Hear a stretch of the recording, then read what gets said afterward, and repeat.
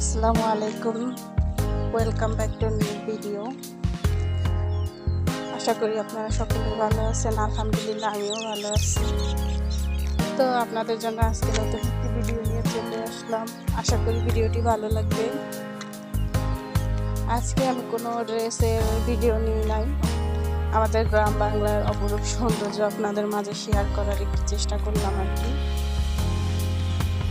তো আজকে আমাদের জমিতে গিয়েছিলাম আর কি, সরিষা ক্ষেত দেখতে আর পেঁয়াজের জমিটা দেখতে গিয়েছিলাম। তো সেখান থেকে কিছু ভিডিও করে শেয়ার করলাম আমাদের গ্রাম বাংলার অপরূপ কিছু সৌন্দর্য।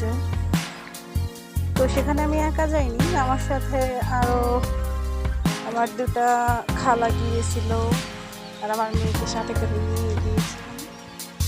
ওদের অবশ্য ক্যামেরার সামনে আসতে বলেছিলাম, ওরা আসে নাই। তো এর মাঝখানে আমি একটু সরিষা ফুলগুলো হাত দিয়ে ধরে দেখছিলাম, ভালোই লাগছিল আমার কাছে।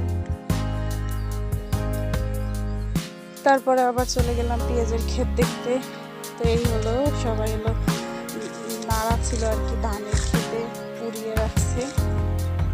পেঁয়াজগুলো অনেক বড় হয়ে গিয়েছে আর কি, কালি বেরিয়ে গিয়েছে, তারপর হচ্ছে ফুল হয়েছে। তো সেখান থেকে কিছু ভিডিও ক্লিপ নিলাম, আশা করি আপনাদের ভালো লাগবে।